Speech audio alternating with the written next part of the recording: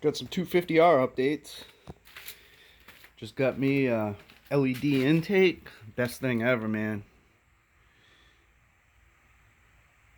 Get rid of the air box.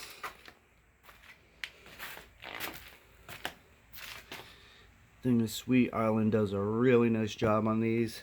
Thing is solid. So I did that.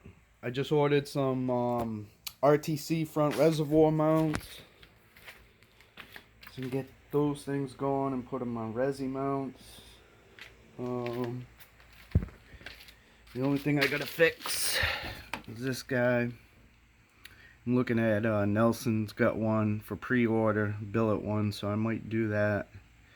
Temporary relocate it for now. But I ran it a little bit last night, ran really good, so we'll see. I got a bunch of wiring to do now. Because I got